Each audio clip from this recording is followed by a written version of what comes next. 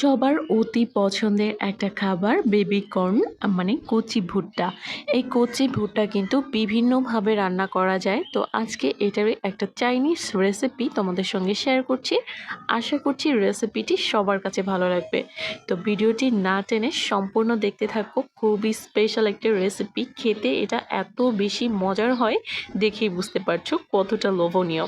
তো কথা না বাড়িয়ে মূল রেসিপিতে চলে যাচ্ছি। প্রথমে আবার লাগছে এখানে কচি ভুট্টা। প্রথম স্টেপে আমি এই ভুট্টার খোসাটা ছাড়িয়ে নিব। হাত দিয়ে টানলে দেখবে খুব সুন্দরভাবে ছাড়ানো হয়ে যাচ্ছে। এই কাজটা করতে কিন্তু ভালোই লাগে, তাই না?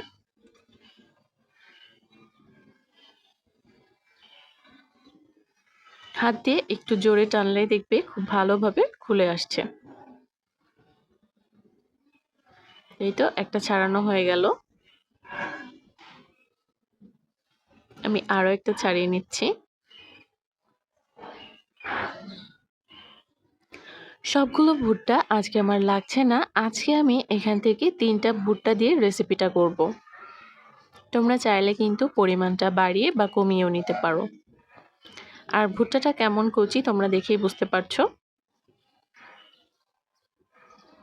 এটা কিন্তু এখনো হলুদ হয়নি পুরোপুরিভাবে।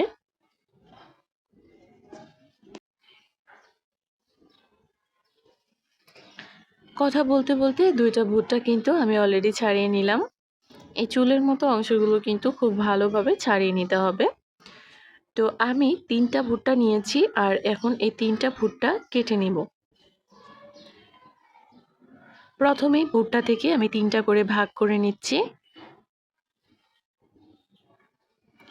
মাঝখানের অংশটা কিন্তু বেশ শক্ত, ধীরে ধীরে কাটবে, তাহলে আবার হাত কেটে যেতে পারে। তো এখন এখান থেকে আমি 4 ভাগে ভাগ করে নিব।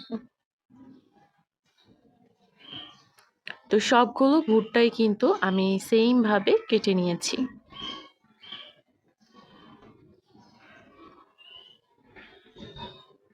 দেখতে পাচ্ছ সুন্দরভাবে ভুট্টাগুলোকে কেটে নিয়েছি। তো ভুট্টাগুলো কিন্তু একদম কচিও না, তাই এই ভুট্টাগুলোকে আমি সরাসরি সিদ্ধ না করে একটু স্টিম করে নিব। 10 থেকে 15 মিনিটের মতো স্টিম করে নিলেই কিন্তু একদম রেডি হয়ে যাবে। নিচে আমি প্রায় 5 কাপের মতো জল দিয়েছি আর তারপর চুলার আঁচটা হাই হিটে রেখে ভুট্টাগুলোকে আমি স্টিম করে নিয়েছি। আর এইদিকে একটা প্লেটের মধ্যে পেঁয়াজ নিয়েছি, ক্যাপসিকাম, আদা কুচি, রসুন কুচি সবকিছুই কিন্তু নিয়েছি। তো আমি 2টা ভাগে আদা রসুন কুচি নিয়েছি। কিছুটা আদা রসুন আমি পেস্ট করে নিব আর যেগুলো একদম কুচি করেছি সেটা কিন্তু আমি পরবর্তীতে এখানে ব্যবহার করব। তো এখানে প্রথমে আমি ভুট্টার মধ্যে দিয়ে দিলাম লবণ আর দিয়ে দিলাম চিনি। চিনিটা কিন্তু অবশ্যই দিতে হবে, লবণ দিবে স্বাদ মতো আর চিনি হচ্ছে ভুট্টার পরিমাপ অনুযায়ী এখানে দিতে হবে। তো এখানে আমি 1 চা চামচের মতো গোলমরিচ গুঁড়া দিয়ে দিলাম আর সঙ্গে দিয়ে দিচ্ছি রেড চিলি সস। এটা যদি তোমাদের হাতের কাছে না থাকে সেই ক্ষেত্রে তোমরা সরাসরি লাল লঙ্কা বেটেও এখানে দিতে পারো। তো আমি এখানে সামান্য কিছুটা লঙ্কা গুঁড়ো ব্যবহার করছি। ঝাল খেতে আমি খুবই পছন্দ করি, তাই এখানে সসের পরিমাণটাও আমি আরও একটু দিয়ে দিলাম। এখন এখানে আমি দিয়ে দিচ্ছি আদা রসুন বাটা।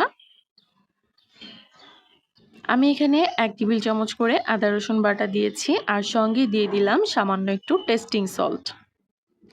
এখন সবকিছুকে খুব ভালোভাবে মিশিয়ে নিব, মানে ম্যারিনেট করে নিতে হবে।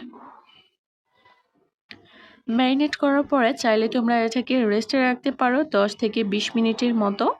তবে আমার হাতে সময় কম ছিল, আমি সঙ্গে সঙ্গেই কিন্তু রান্না করে নিচ্ছি। তো ম্যারিনেট করা হয়ে গেলে আমি এখানে দিয়ে দিব কর্নফ্লাওয়ার। আর কর্নফ্লাওয়ারের পরিমাণটা কিন্তু আমি খুব বেশি দিব না, খুবই সামান্য দিব। দেখতে পাচ্ছ মোটামুটি 2 থেকে 3 টেবিল চামচের মতো কর্নফ্লাওয়ার দিতে হবে। খুব ভালোভাবে কোট করে নিতে হবে। আর এখানে একটা প্যানের মধ্যে পর্যাপ্ত পরিমাণ তেল আমি গরম করে নিয়েছি। তারপর একটা একটা করে বেবি কর্ন এর মধ্যে ছেড়ে দিব আর ডিপ ফ্রাই করে নিব।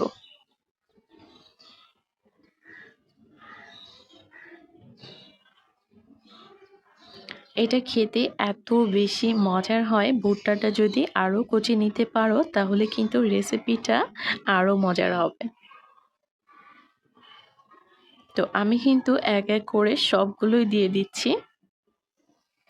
তোমরা চাইলে 2 ব্যাচেও ভেজে নিতে পারো, আমি এক ব্যাচেই ভেজে নিচ্ছি যেহেতু তেলের পরিমাণটাও অনেক দিয়েছি। প্রথমে কিন্তু উল্টানোর কোনো প্রয়োজন নেই, চুলার আঁচটা মিডিয়ামে রাখতে হবে আর এটাকে উল্টাতে হবে 3 মিনিট পরে। 2 থেকে 3 মিনিট পরে উল্টিয়ে দিবে, তাহলে দেখবে একদম পারফেক্ট হচ্ছে।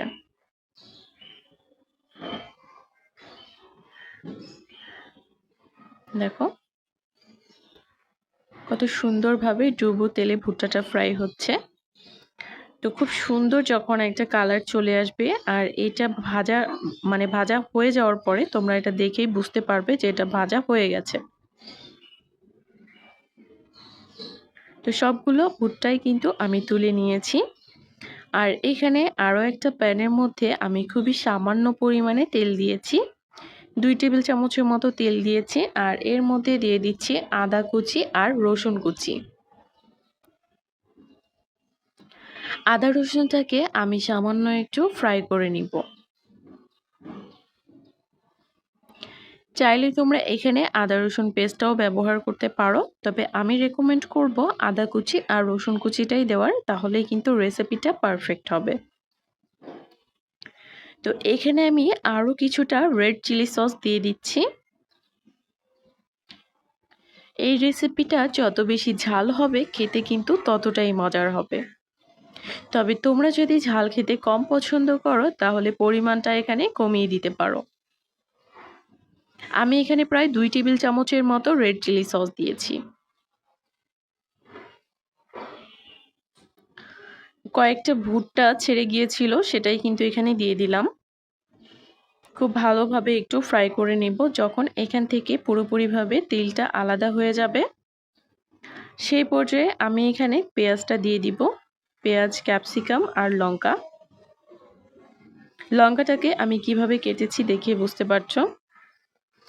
পেঁয়াজটাও কিন্তু এই সেম ভাবেই কাটতে হবে। পেঁয়াজটাকে প্রথমে 4 ভাগে ভাগ করবে আর তারপর এর কোষগুলোকে ছাড়িয়ে নিতে হবে। খুব ভালোভাবে নেড়ে চেড়ে 2 মিনিটের মতো একটু ফ্রাই করে নিয়েছি। আর তারপর এই বোল ধোয়া জলটা এখানে দিয়ে দিলাম। জল দিয়েছি আমি এখানে প্রায় 1 কাপের থেকে একটু বেশি পরিমাণে। কিছুক্ষণ পরে কিন্তু নাড়াচাড়া দিতে হবে, তাহলে আবার নিচে থেকে লেগে যেতে পারে। তো আমি এখানে দিয়ে দিচ্ছি টমেটো সস। টমেটো সস এখানে দিতে হবে 2 টেবিল চামচের মতো। আর এখানে খুবই সামান্য একটু দিয়ে দিচ্ছি ভিনেগার। 1 চা চামচের মতো ভিনেগার দিয়ে দিয়েছি। তো এখন নেড়ে চেড়ে এটাকে একটু ঘন করে জাল করে নিতে হবে। একটা বাটির মধ্যে আমি 1 চা চামচ পরিমাণে কর্নফ্লাওয়ার 1 চা চামচ জল দিয়ে গুলিয়ে রেখেছিলাম, সেটা এখানে দিয়ে দিলাম। কর্নফ্লাওয়ার দেওয়ার পরে কিন্তু নাড়াচাড়া বন্ধ করা যাবে না, একটু পর পরই নাড়াচাড়া করতে হবে, তাহলে নিচে থেকে একেবারেই লেগে যাবে। মিশ্রণটা কতটা ঘন হয়েছে দেখেই বুঝতে পারছো। আমি কিন্তু এই পর্যায়ে ভিডিওটা খুব বেশি কাট করিনি, কতক্ষণ জাল করেছি এটা তোমরা অনুমান করে বুঝে নিবে।